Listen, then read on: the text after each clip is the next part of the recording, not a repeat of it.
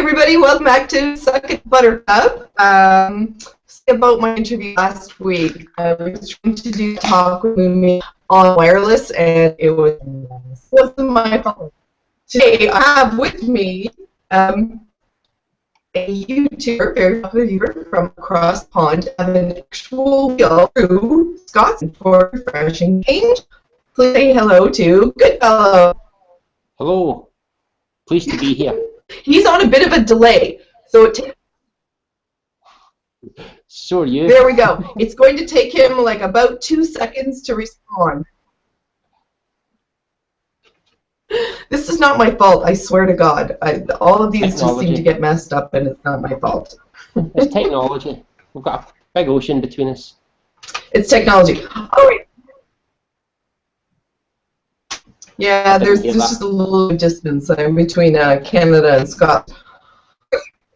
Yeah, you put up. Actually, let's talk about videos. You can do 3 different ones. You have your classroom with Miss Dworkin and all her students who never do their homework, and they're always asking her the wrong questions. Those are very funny. I especially like the one where you had Karen drawn in a straitjacket. I'm glad you like that. If you haven't seen that one, that's one that's worth watching. I did enjoy it very much. You have Hugh Bass, who's always doing feminist, who's on her 480th book or something, and take apart a lot of feminist theory there. And then you just have yourself talking on different issues. And the most recent one you put, I found really interesting. Your main argument that women who are breast in public are actually just attention whoring. That this is even about proper for your children, make choice your kids. They're just being attentioners. Assessment? We'll just give you a second for the delay. I don't think all of them are doing it for attention, but when you have to take all your clothes off to do it, you're definitely doing it for attention, and that's what that was about. It was a woman who took photographs of women who were breastfeeding, and she had a photo with all these women who were hideous, and they were naked while breastfeeding. They were naked, completely naked, and that's my problem with it. It's about showing off that they have a child. You know, I'm not against breastfeeding. I'm not against public breastfeeding, but when you're doing it for attention, which I think a lot of women do, I'm against that. I find that annoying. I think it's generous of you to say that they're trying to get attention about the fact that they're mothers. I don't even think that comes into it. I have 3 children. I breastfed all 3 of mine for extended periods, but I was always carrying them in a sling, and nobody ever saw anything. It was completely discreet. You were discreet. Yes. Yes. Yes, because you've got dignity. Or perhaps, you know, I'm not so insecure that I need random people on the street to stare at my tits. I mean, they're welcome to do it, but through my clothes. Can I ask, did you get caught short often? Did this happen a lot when you were outside?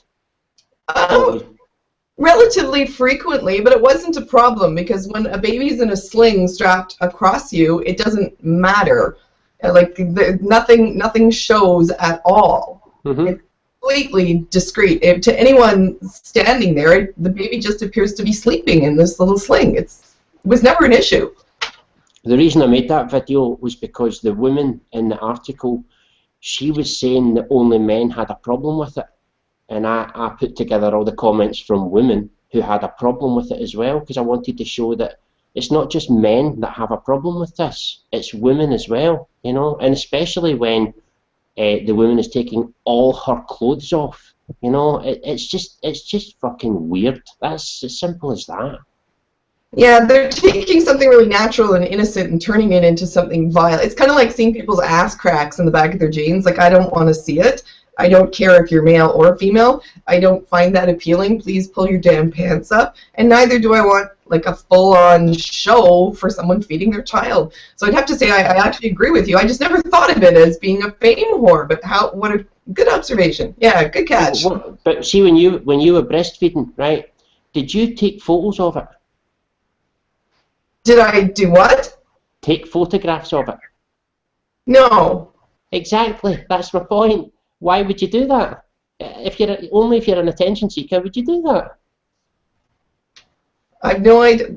Beats me. I think I seek attention in different ways. I like the attention to be about my ideas and not necessarily about, the fact that I can feed a baby.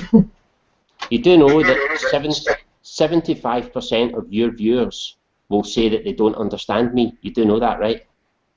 That they don't understand you? Yes.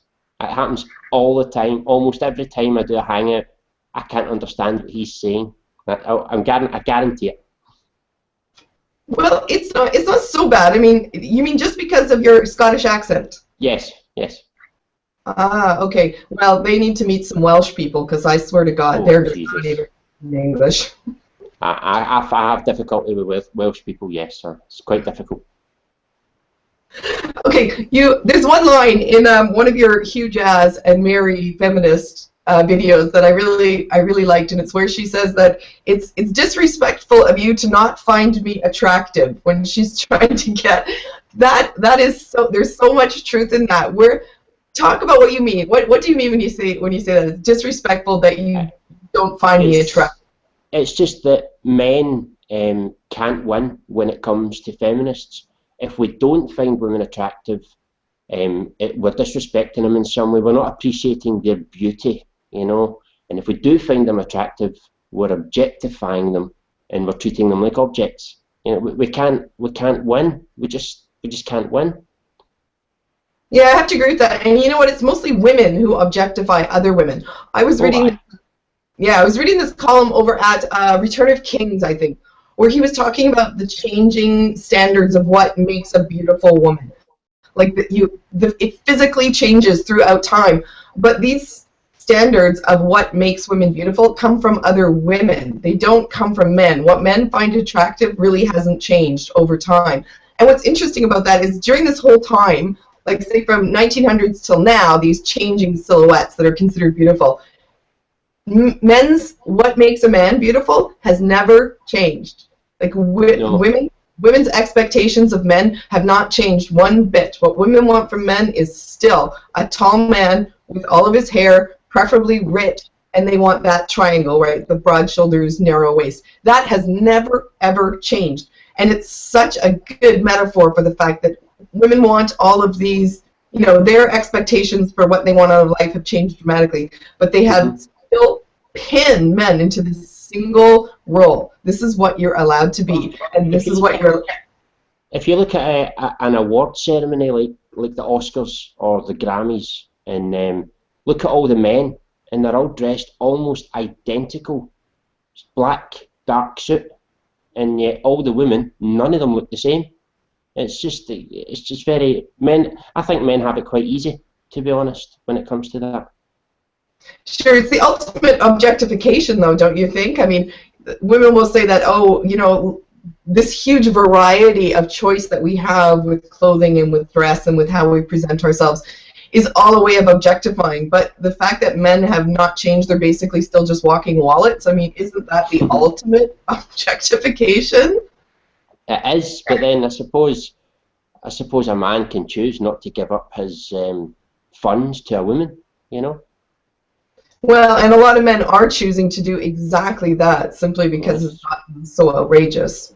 But because times have changed, women have got their own money now, most of them anyway. They've got their own money. They don't need a man's money anymore. They still want it, though. I know. Strange. Where do you fall on this whole men going their own way? Like, do you think that no man should ever be married, or what's your feeling about that whole sort of MGTOW versus let's find a way to work through this together idea? Well, I don't take labels for a stand. I'm just an individual. I don't take labels, but I can understand the MGTOW movement. There's different sides to it. I believe a MGTOW can get married, as so long as that's what he wants to do, and not because that's what everyone else wants him to do. But I do understand why men are just deciding to have almost nothing to do, not just nothing to do with women, but no longer following their rules. I can understand that. Yeah, it makes it You know, I just now noticed your shirt. Is that like a Rosetta Comet shirt? Am I being impressed by your shirt? Yep. I put this on to objectify you, to make you Oh feel my! bad. I'm not even sure we can continue this interview now. I mean, you've crushed my self-confidence, and now I'm just going to have to give up, and I can't ever do another hangout because your shirt demoralized me. My arms are very tired. I've been carrying a mattress around all week. My God. I mean, what is it going to take for people to see feminists for what they are? They're free bleeding. They're carrying mattresses around. They're taking photos of men's crotches on trains. And now they're at the point of making yogurts with their vagina fluids. I mean, that is disgusting. Ugh. What the hell, man? I mean, what's that got to do with feminism? That's the kind of thing you get in a mental asylum. Yeah, I think it's got everything to do with modern feminism, which is why so many of us don't want anything to do with it. I'll pass on the vaginal yogurt culture. I'm not even curious about what it tastes like. I'm not even curious. No, me neither. It's like that human breast milk cheese stuff. Yeah, I'll pass that. But it's these kind of things, if men did do them, they would be seen as instantly crazy. Yet when women do it, it's empowering for feminism. It's very strange. Such a double standard, isn't it? I mean, there's this new Instagram thing which is hot dudes reading on the subway, where it's all these women creep shots of men and then putting up comments about what they'd like to do to these men who are just sitting there on the goddamn subway reading a book. If the reverse happened, you know, women would be screaming at the top of their lungs. It's not new though. There's a website called Tube Crush, something like that anyway, and there's another one, I just can't recall the name, and it's all pictures of good-looking men on the train, you know, and women rate the pictures and stuff. And it's like, if any website existed taking pictures of women on the train, and then other men went on to vote them, you know, and judge them on their appearance, there would be uproar from feminists. But yeah, dead silent. You know what? It doesn't bother me either way. I'm cool with hot dudes reading on the subway. I'm also cool with like hot chicks putting lipstick on the subway. Like, just if you don't want someone to take your picture on the subway, don't go on the damn subway. Just be a grown up. This is what it's like to all live together in the world. It just makes me mad to see women do it to men and then scream when it's done to them. They don't dish it out if you can't take it. I hate the hypocrisy, the double standards. It drives me crazy. The double standards are really, it's one of the main things about feminism that drives me up the wall, to be honest. It's the double standards, you know. It's just so annoying. Like, for example, this shirt, they talk about women are judged on what they wear, but men are judged on what they wear as well. You know, it's unbelievable.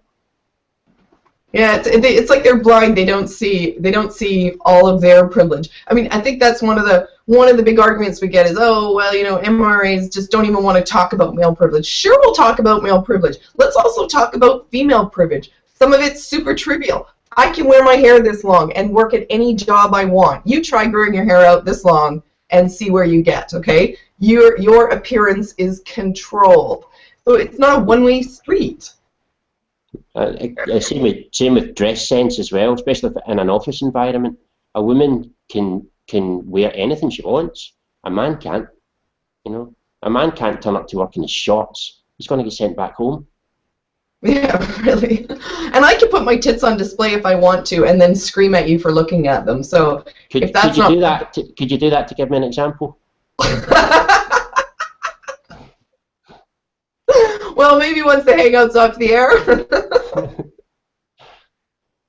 Okay, here's what I would think about. Did you see that Karen Strawn on the Young Turks? Did you see the Young Turks interview with Karen?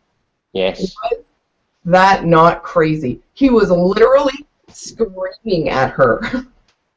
It's thank feminism. Thank them now. It's like, no, I won't. I hate to see this idea as well that and a lot of MRAs and MGTOWs and anti-feminists say this, where they say that feminists have done good things in the past, but they've changed. I disagree with that. I don't think feminists have ever done anything positive, ever.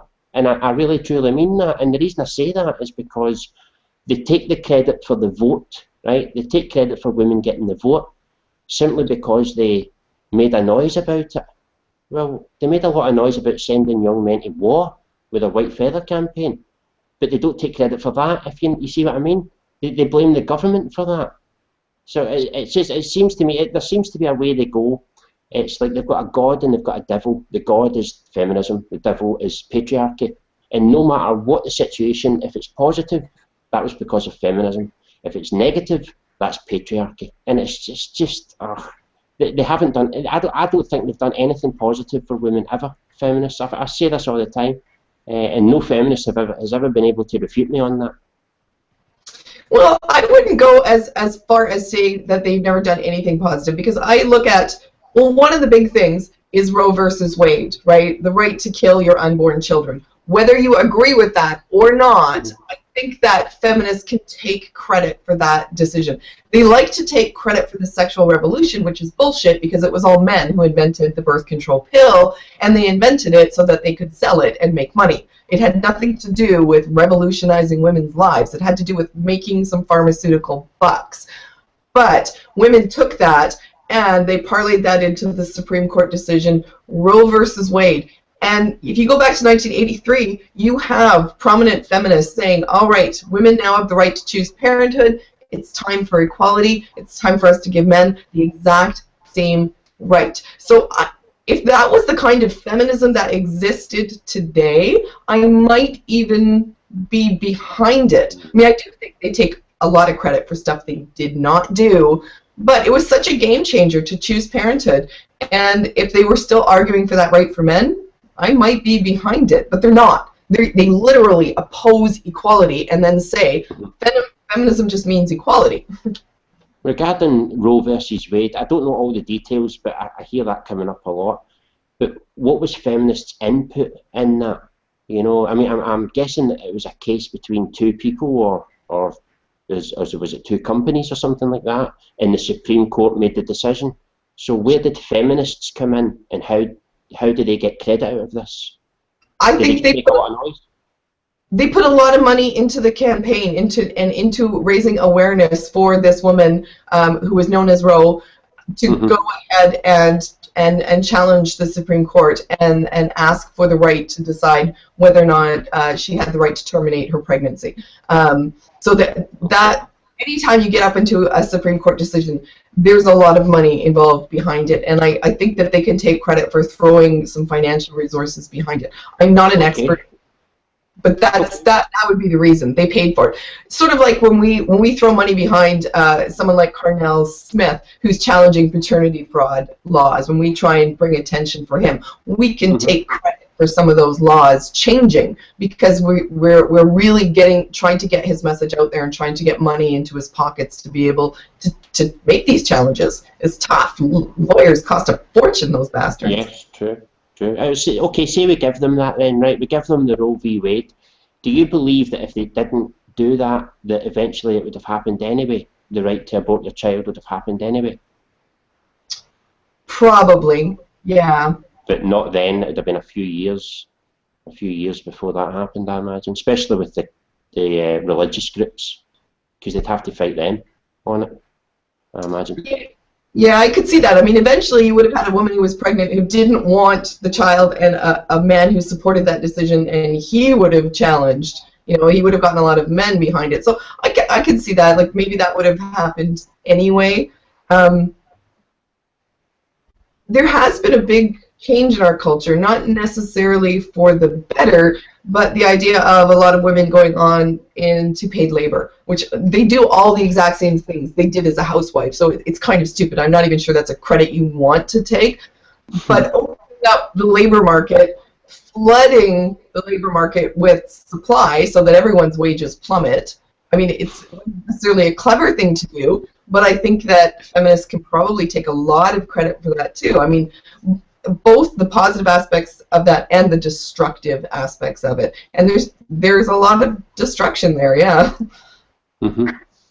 I put a video out, questions for feminists, and one of the things I asked is what have they actually ever done for men? You know, because feminism helps men too. Still not got an answer on that one, surprisingly. No, there's not. There's not a lot that they've done. They've taken one tiny, tiny little step towards taking down restrictive gender roles for men, and that's that they want men to feel like it's okay personally to be an obsequious ass kisser when it comes to doing whatever women want. But in terms of throwing open the entire array of human emotions to men, no way. Not unless it serves women. You know, and that's just feminist talking. I don't think that most women agree with that. Well, that's a difference between there's a very big difference between women and feminists. Women, of course, being human, you know. Oh, hugely. That irritates me to no end when people use women as a metaphor for feminists. But you think going back to like Karen DeCrow and Gloria Steinem in the 1980s, who were very closely involved with Warren Farrell, who was very much talking about the myths of male power and how, you know, shining a spotlight on the good side of women, but they would not talk about the good side of men, and they ignored the bad side of women and emphasized the bad side of men. And at some point, like in the 80s, feminists were at least willing to listen to that, to saying there's a deep unfairness here, where they won't even discuss that now. Like someone like Jessica Valente literally cannot write a column without shitting on men, even her own husband. That poor guy, I'm pretty sure he's the victim of domestic violence. He has to be. It seems to be this idea as well. If you say something positive about men or try to help men, then you're being negative towards women. That's, you know, but yet if you do something positive for women, it's not seen as negative towards men. So men, that's why I think men don't get a lot of help in certain areas, because if you go to help men, the feminists come out and say, but what about the women? Why aren't you helping the women? And talking about Jessica Valente, by the way, she's one of those ones, along with the Lacey Greens and the Amanda Marcotts and all that. I think their goal is to make men dislike women. That's what I think they're trying to do. Yeah, I can see that. I mean, they have such a strong dislike. I mean, you could see Jessica Valente aborting her child because it was male. I mean, she has this ugly bitterness about her towards all men, except for that tiny, small, elite group who are comfortable, you know, lying down so she can wipe her feet on them. And you know, wonders why most men want nothing to do with that. Who would? Who would? Desperados, probably. So what do you think it is about male feminists? I was going to talk about this with Sargon. This is something that I don't understand. Feminism and social justice warriors seems to be populated by a lot of like phenomenally stupid people who just they don't seem to understand rationality, logic, argument, cause, effect. So do you think embracing this theory makes them stupid, or does it attract stupid people? I think they're cowards, bullies, and they like to be part of a gang, and the social justice warriors are their gang. They know they're going to have a crowd there to back them up. You know, they're definitely idiots, and sometimes they're so stupid. I'm really surprised that they can't see how stupid they are. You know, it's astonishing. Like Brianna Wu, for example. I mean, absolutely insane, and yet she's got people who got her back, or his back, whatever. It's amazing, but there is a lot of stupid people in the world, and it's trying to tackle them. They don't listen to you. They block you if you tackle them. You know, they use shaming language and dirty tricks. You know, and they're just horrible people, and then they go and twist it around and try to claim the very people they're arguing with are the ones that do those things. They're so disgusting. But I don't know if it's idiots banding together or the movement. The movement probably attracts idiots because what they're fighting for is so stupid. You know, some of the things like have you ever heard this nonsense about you can't have pink for girls? Have you ever heard that crap? Pink for girls, blue for boys. You can't have that. And yet, Harriet Harman, do you know who Harriet Harman is? I don't know who Harry is. No. Is that Angry Harry? No. Harriet Harman. She's Harriet. Yeah. Yes. Well, she, in order to get the women's votes, she's driving around Britain in a pink van. Seriously, that's supposed to make women want to vote for Labour, you know, because she's in a pink van. There's such a disjoint there that it's like feminism is about seeing women as people, and we want you to make, you know, political decisions based on you know, stop seeing gender. Just make your issues, vote for the people who represent your issues. And then they get in a pink van and they're like, I have a vagina and I demand that all the vaginas vote for me because vagina, right? Let's make yogurt.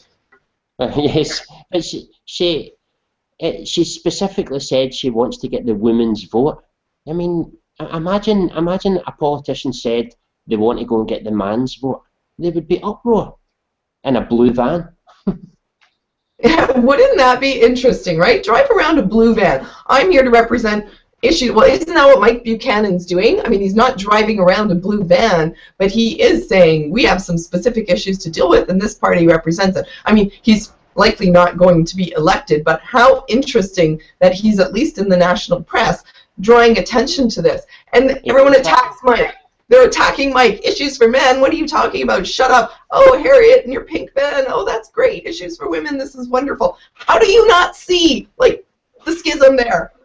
He knows that he's not going to get elected. He admits that. But he's a real fighter. You know, I like Mike. He's fantastic. He's a real fighter. The amount of shaming language this man gets is, it must weigh him down, you know. It's so much. But I really admire Mike. He's a real fighter, so he is. And it's not just men and boys. It's also women who love them. Exactly. One of the articles that the newspapers keep referring to from his website is called 13 Women Who Lied About Rape and Why They Did It. I actually wrote that, and they'll just put that out there. They'll say, there's this terrible article about 13 women who lied about rape. But there are actual cases of 13 women who lied about rape for the most unbelievably trivial, stupid reasons. But all the newspapers say is, he talks about women who lie about rape, and that makes him evil, because, I don't know, because why? It's ridiculous. That's part of what Warren's talking about, right? They're just completely ignoring the dark side of women. And what our big rape cases all turned out to be liars. Lena Dunham, Jackie. I don't believe this sulky bitch with her mattress. It's ridiculous. No way, man. I mean, why would you not just go to the police? This is a thing. Probably because the police do a proper investigation. That'll be why. But it's astonishing that you can't point out when women do things wrong. You know, women lie about rape. Not all women and not all rape accusers, but quite a lot of them do. And they've got this narrative. They've got a stranglehold on the narrative. And if you say and you point out that some women lie about rape, then what you're doing is damaging real rape victims, which is just absurd, absolutely absurd. I made a video about false rape accusations, and I got 100 cases of false rape accusations, and I put them in the one video to point out that it does happen, you know. But there was many more. I just didn't want to make the video too long. But it's strange, because if you said to the police, my house has been broken into, you know, in order to get insurance money, and then it turns out you were lying, the police wouldn't say, oh, we won't press charges because we don't want to put people who have been burgled off reporting it to the police. But yet rape is treated like some kind of golden crime. You know, you're not allowed to question it, and it's scary.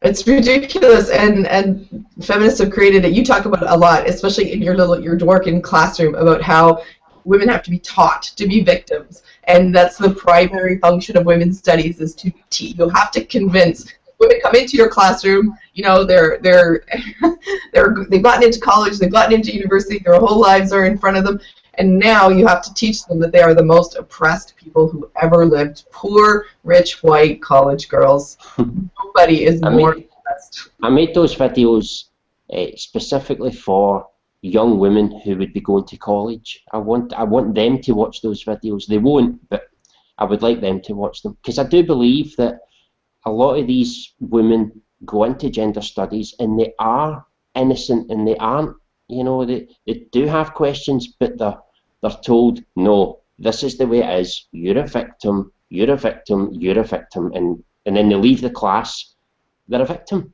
and they know they can get lots of attention for it, they know they can not be criticised for being a victim, and as you can see these days with Brianna Wu and Anita Sarkeesian, there's a lot of money to be made in being a victim, you know. It's true. That's certainly true. You take a lot of shots at Dworkin, who is a singularly unattractive person. I like using her because nobody, even feminists, nobody can deny that she's a feminist. You see, because you always get that no true Scotsman, you know, or they're not a real feminist. Nobody can say that about Dworkin. She is a cast iron feminist. And I read her book Man Hating, and it's pretty violently horrible. Why do you think they're all so fucking ugly? Like, seriously, what is up with that relationship between being a butt fucking ugly human being and having ugly thoughts? They're physically really unattractive. Go and look through Women Against Feminism. Almost all of them are like above average, attractive, normal body weights. It's too much to be a coincidence. And my theory is that women who are reasonably attractive understand the privileges of that. You can't teach us that we're victims. It's impossible. But I mean, there are some okay-looking feminists, I suppose, but not all of them. But I think it's men are attracted to beauty, and they grow up not getting attention from men, and then maybe grow to resent men for that, and then they're given an easy outlet through feminism, because then they can hate men openly and get away with it. You know, and I think it's got a lot to do with that. Men will not usually give a lot of attention to women who are not pretty, you know, which maybe says a lot about men as well, but still, men don't get a lot of attention if they don't have money, so it's the same way. Yeah, exactly. You know, men are evaluated on their looks to a certain extent, but your wallet's always going to be more important. Yes. So maybe instead of free tampons and free birth control, we should be giving women like free Weight Watchers memberships or free gym memberships. I said that ages ago as well. If I was running for to be a politician, I would say that I would give women free sanitary towels, tampons and stuff like that, and now it's happening. I said it's a joke, and now it's happening. Do women like free stuff? Women like to get free stuff. Well, everybody likes free stuff, but I mean, okay, let's make it free stuff that's worth something. $1.25 for a box of tampons. I think I can spill for it. Well, I suppose. What would you suggest? Well, you do give out free boob jobs on the NHS in England, right? Maybe that's not such a bad idea. Yeah, I think you can get them, but you have to have a legitimate reason. Well, what they would call legitimate. I don't think you can just get one on the NHS if you want one, but maybe if you've had a child and they start to droop or something like that, you can maybe get one, you know. But I don't think you can just. But you still get them. You still get them. Boob jobs in the NHS, unreal. What would a legitimate reason to get a boob job be? Like, really, seriously. There's so many. I mean, I don't understand how the NHS works. Maybe it even happens in Canada. It's not something I've investigated. We have national health care, too. I don't think so, though. I mean, breast cancer reconstruction, okay, but I just feel like having this done. You got so many scroungers. Well, I mean, it's not you, because you're not England, and I don't want to insult you. You think Scotland's going to go for independence? Okay. Sorry, say that again? Is Scotland going to go for independence? No, we had that vote last year. I voted against it, and we won. We're not going to be independent. We're going to remain part of Britain. Yeah, we have our French-speaking population in Quebec too. They want kind of the same deal that the Scottish independent people want. They would like to use Canadian passports. They want us to print their money, run all their currency, do all their bookkeeping. They'd like us to run their boats, their schools, pay for their hospital, but they'll be an independent country. Okay, thanks. And not coincidentally, the French-speaking population is where, you get a lot of really virulently feminist people too. Gosh, what a surprise! Here, we get all the privileges, you get to pay for it. It's just right in line with that kind of... Do you learn French in school over there? Do you get to learn the French language in school? You can, yes. We have French immersion schools, so children who don't speak a word of French can go and learn French at the government's expense. But it's not mandatory. It's not mandatory, no? It is mandatory to take it till grade 9, I think, and the number of people in Canada who can speak French as a result of high school is like 3, I don't know, maybe 4. We just get through it, that's it. I'm glad to speak English. Well, nearly English. You're fine, I can understand you. What else? Oh, housework. You had a really good one on housework. Here's a question I have for you. If we accepted men's standards of housework as being acceptable, what do you think the percentages would be between men and women between housework if we just took men's standards? I think that the stuff that women usually do would be done more. Maybe it'd be like 65-35 in women's favour, but that's if it's the women doing it. But the things that men do, fixing things around the house and maybe mowing the garden if you have one, and taking out the trash, stuff like that. That doesn't get done as often as washing, ironing, dishes and dusting and stuff. But I would say probably women probably do the most. I'd give them 65-35. That's what I would give them. Yeah, it was never really an issue in my house, but we don't have any battles over housework because I just have really low standards and it works really, really well. But it's different. My husband's actually going to load... Well, it's different these days. We've got machines to do everything for us, so it's not like the 1800s, where the women was working 14 hours a day.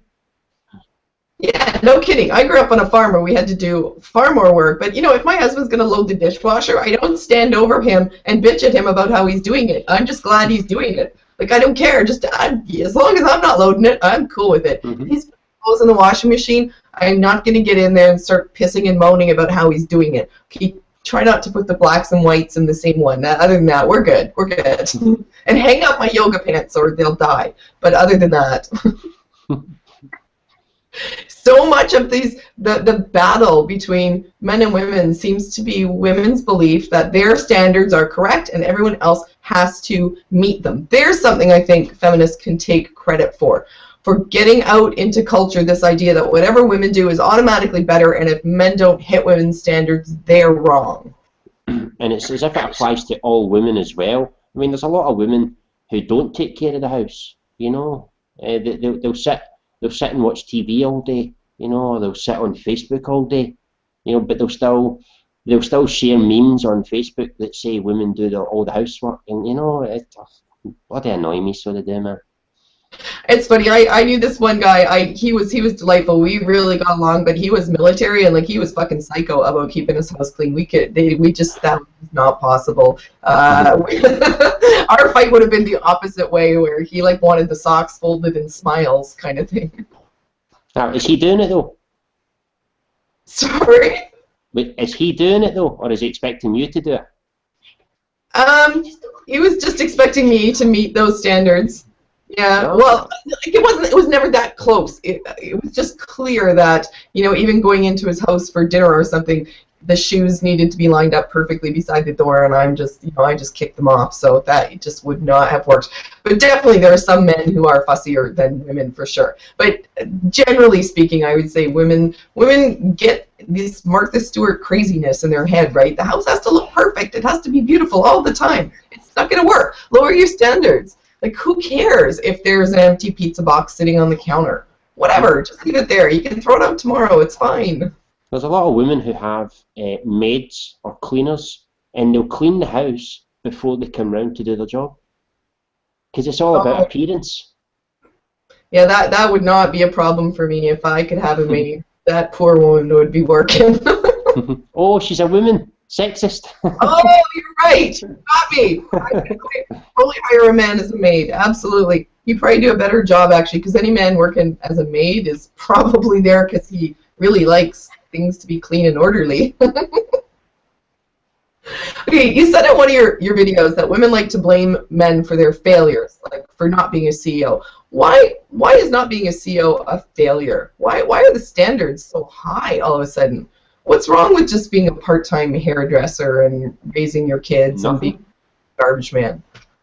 Nothing at all. See, I think it's they just want something else to blame, you know, and if they don't make it as a CEO, it's because of the glass ceiling. I'm not a CEO, and it's not because of any glass ceiling, it's because I haven't bothered my arse trying to be a CEO. You know, I haven't put in the work, I haven't put in the effort or the time, or I've not made the sacrifices. That's why I'm not a CEO, where I'm not blaming anybody. A lot of women will say glass ceiling, you know. It just, I know all these excuses annoy me because of all the women that I know, I don't know any of them that would stand for a glass ceiling. I mean, I can't imagine the women I know going to work knowing that they were prevented from going any higher because of a glass ceiling. They wouldn't stand for that. There would be riots. Yeah, that's always been my argument, you know, and I found lots of examples from history that whenever women of true brilliance, true genius emerge, this culture has always made room for them. There's always been room for Marie Curie. There's always been room for Jane Austen. And it's this dogged insistence that the only reason most of the world's great art, most of the world's great literature, most of the world's great anything is produced mostly by men comes down to the fact that most women just are not interested in that, in the pursuit of greatness. And when you find women who are, the culture opens for them, and it's fine. Marissa Myers and Sheryl Sandberg, neither of them needed feminism that the culture would have opened for them. Margaret Thatcher had a burning political ambition. Nothing stopped her. And a lot of women will say this means that I actually hate women because I'm saying that women aren't capable of genius. I don't think most women give a rat's ass about it. They don't care. Sheryl Sandberg she's a strange advert for being called bossy. She claims it's a bad thing, but yet she made it to the top of her game. So maybe being called bossy is actually quite a good thing then. You know, same with Emma Watson. She was called bossy. She turned out okay. So maybe it's a good thing to call girls bossy. Well, I think there's just something hilariously ironic about bossing people around about what language they can use and banning the word bossy. And then they had an uproar when they tried to ban the word feminism as a joke. If you remember that, I think it was Time magazine. They tried to put the word feminism to be banned, and then they removed it.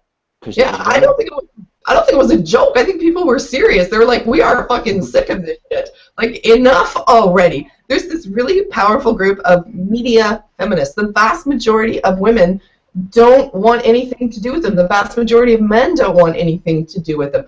Almost everybody believes in equality. And almost everybody sees that feminism is just a steaming pile of crap. People are scared of them, though. They just are. They're just scared of them. They're scared of being called sexists. You know, that, as I say, that I'm pretty sure it was Time magazine. And once they put that word in to be banned, the feminists made a lot of noise and then forced them to remove it. That shows you how much power they have. They've got a lot of power. What are people afraid of, though? I mean, how hilarious is it that Richard Dawkins is not afraid to criticize Islam? Richard Dawkins isn't afraid of radical Muslims who have a habit of burning people alive in cages and cutting their heads off. He's not afraid of them. He will still criticize Islam. But the minute he says the tiniest little word against feminism, the shrieking hordes descend on him, and he backs down. Like, what are you afraid of? It's astonishing. I don't know why people don't just publicly tell them to fuck off. Like, make a big public deal about it. Just, no, fuck off. But they don't. It's like, I just don't get it. I don't get it. Maybe it's just to save them hassle. But again, how can you not be afraid of Muslims, but yet be afraid of feminists? It's very strange. It is very strange. I think maybe that should be our new platform. Just fuck off already. That should be our slogan.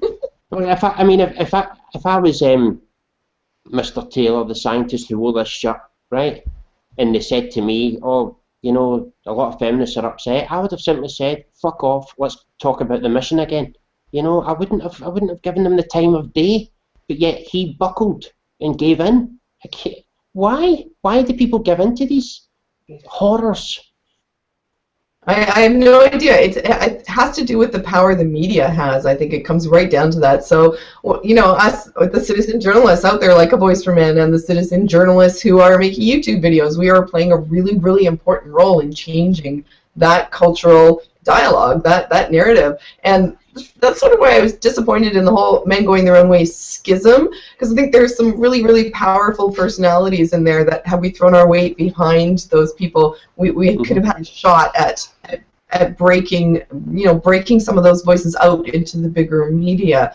And we've lost a lot of that momentum by infighting, which is very, very disappointing. It's really, really sad, but there you have it. I guess that's I just get the popcorn out when it happens. I don't take anything to do with it. I hate when two people I like don't like each other.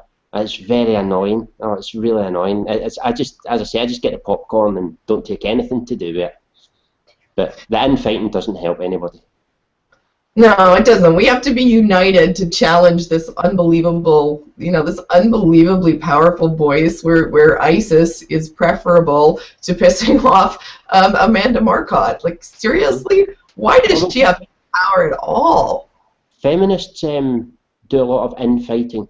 You know, like do you know about page 3 here in Britain? Oh yeah, the topless girl. Yes, and you had feminists who were in favour of it and feminists who were against it. And then you've got the prostitution. A lot of feminists are in favour of it and a lot of them are against it. And then you've got porn. A lot of feminists are in favour, a lot are against. So there's a lot of infighting going on there in feminism as well. So maybe infighting, maybe it's not so bad. It gets everything out in the open, you know?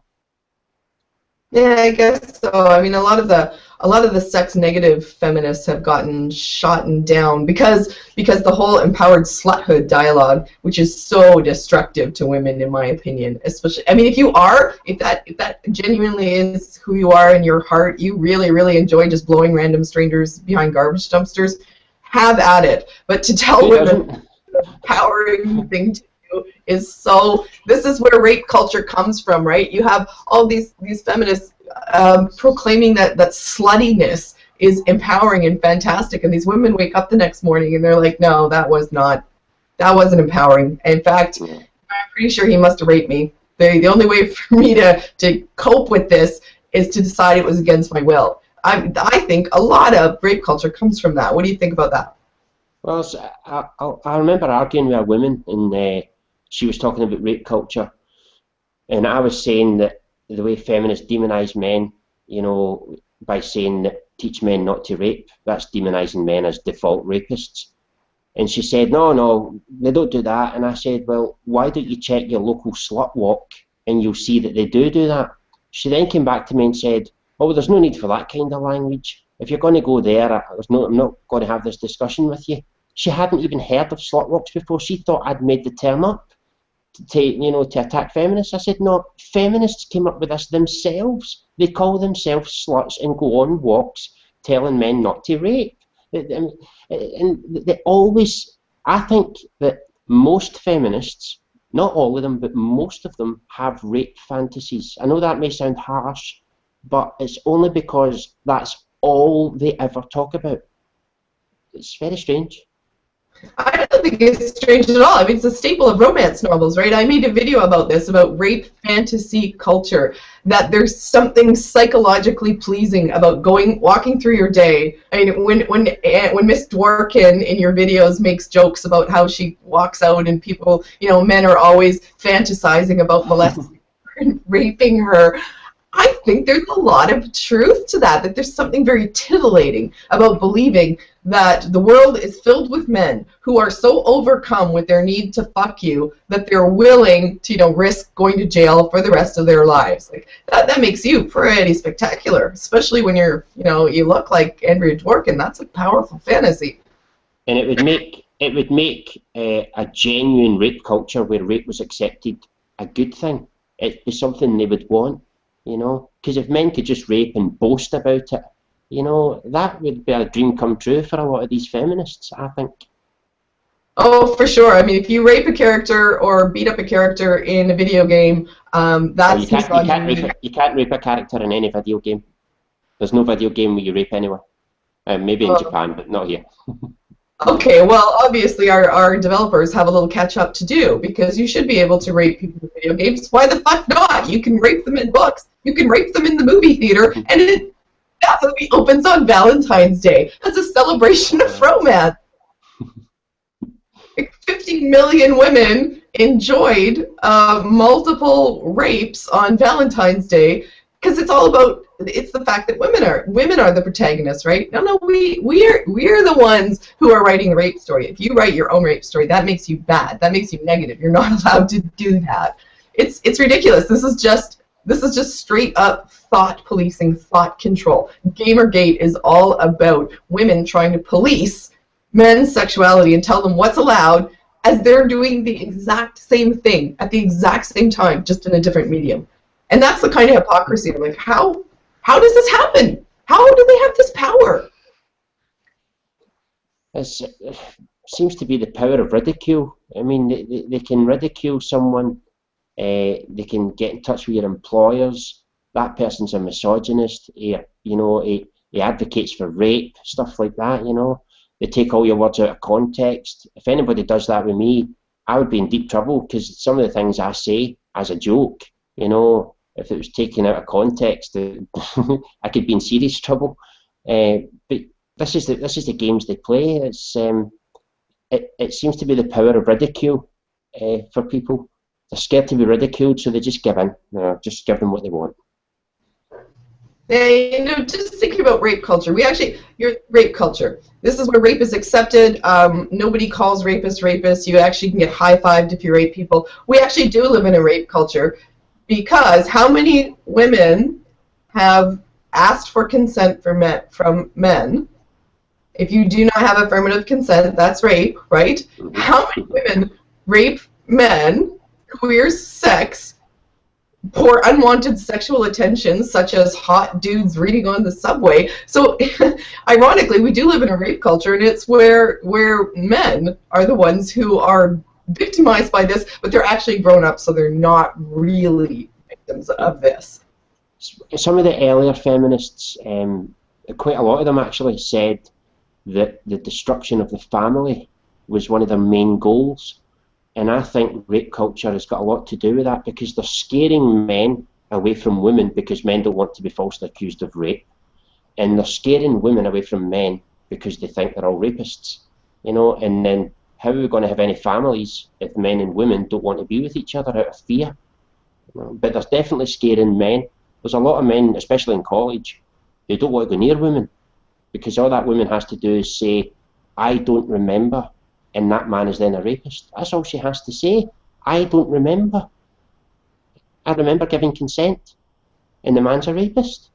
And in most sex, by feminist definition, is actually rape, because nobody gives consent. I mean, when was the last time any woman ever said, yes, you can do that, yes, you can do that, yes, it just doesn't happen. No, when was the last time a woman asked, may I do this, may I do that? I mean, I have never, ever, ever asked verbally for consent, ever, and I'm not ever going to. But it would kill the mood. It would completely kill the mood if you were asking for every, you know, I think if I was with a woman and I kept asking, can I touch you there, can I lick you there, can I kiss you there, she's going to go, oh, piss off, you're really annoying. You know, it's just going to be too annoying for her. Even if they do want to make it that way, okay, suck the entire joy and fun out of it. Go ahead. Why doesn't it apply to women too? I mean, why is it that he has to ask? Why doesn't she have to ask? That's, like, it's the hypocrisy that bothers me. Okay, make it this legally fraught, boring questionnaire intercourse, but make it applicable to both. Why is it only his responsibility? I mean, what does that say about women? It says they're children, basically. But again, I think they know. They bring these rules in, like the yes means yes law in California, and they know that although it applies to both sexes, there's not many men who are going to say, I was raped, whereas there are a lot of women who would say, I could get a lot of attention, I could get compensation, I could never be criticised again, you know, I could be a victim for life. And they know that women are more likely to say, to want to be a victim than men. So I think that's what it all comes down to, because it does apply to men as well, but what man is going to say, that woman raped me, I didn't say yes? It's ridiculous.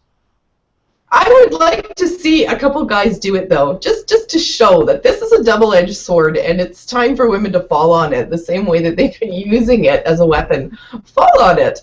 Like, I want a couple guys. Come on, guys in California, you've got to step it up. If you had a drink and she didn't ask if you wanted your penis in her mouth, that was rape.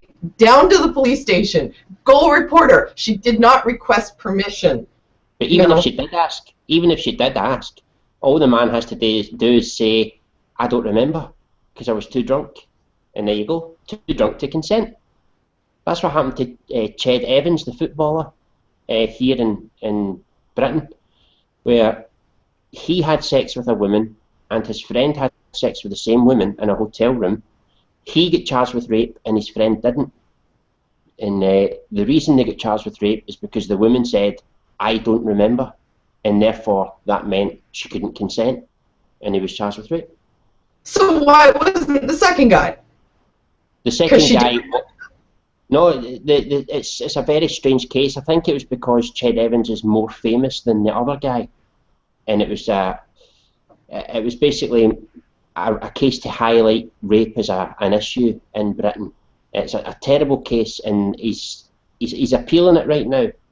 But this woman, and a lot of women are having a go at her, by the way, because she's totally out of line. She was so drunk she couldn't remember, and yet she was able to pay for food that very same night, a few hours before it, with the correct money, you know, and all these little details. She was able to text with perfection, capital letters, punctuation, you know, but yet she couldn't remember anything. It's a strange case, but he was charged with rape simply because she couldn't remember. That's what it comes down to. So therefore the judge and the jury decided that must mean she was too drunk to consent, and that's another minefield. If it's the case that women can be too drunk to consent, then it should be the law that women shouldn't be allowed to fucking drink. It's that simple, because you're getting a lot of people into trouble. Yeah, really. Here's feminists treating women like children again. I mean, they reduce us to the same level of agency as a child. It's ridiculous. Less than a child. Yeah, in my view, if you have the agency to do 14 shots of tequila and decide you're going to sleep with that guy, it's not rape. You consented whether you're drunk or not. Too bad. Guess what? Don't do 14 shots of tequila, or do it with a friend who's not going to let you go home with some guy you just met. and they call that, what you just said, they call that victim blaming, and yet it's just perfectly good advice. Yeah, asking women to be adults is victim blaming. Okay, where do you think this goes? What's the end game here? Where does it go from here? We just seem to be in a state of pure insanity. So where does it go from here? Destruction of the family is one thing, but women are not going to be taken seriously, even by other women. You know, it's just going to get to the point. But I mean, they're talking about closing women's prisons. This is happening here. It's happening in America, Canada, probably. They're talking about closing women's prisons, right, and instead putting them in community service. Now, the logic fails here, because if women can't go to prison, surely us big, bad, mean, nasty men will just force women to do the crimes instead of us doing them. You see? Because if they can't go to prison... Yeah, I kind of like that. I kind of like that policy of women never going to jail, because basically it means all my stuff is free forever. I mean, what are you going to do? Arrest me? So what happens if you steal it from another woman? I don't know. Neither of us go to jail, and we just find some random guy on the street who has to pay for one of us. That works, right? Probably. Okay. We're just over an hour here. Let me give you one last question. What do you think the most important, there's no question here that we really need to keep, shining the light on the insanity that is this ideology called feminism.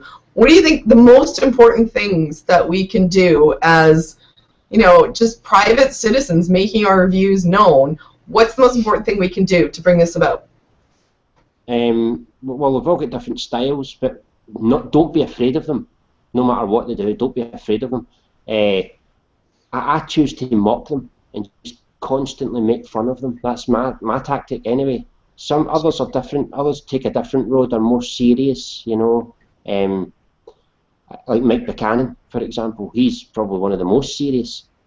But each to their own. Whatever your style is, that's how you attack them. But you have to attack them and never be afraid of them, no matter what they say. And don't be sucked in with their shaming language, because they're definitely going to use shaming language.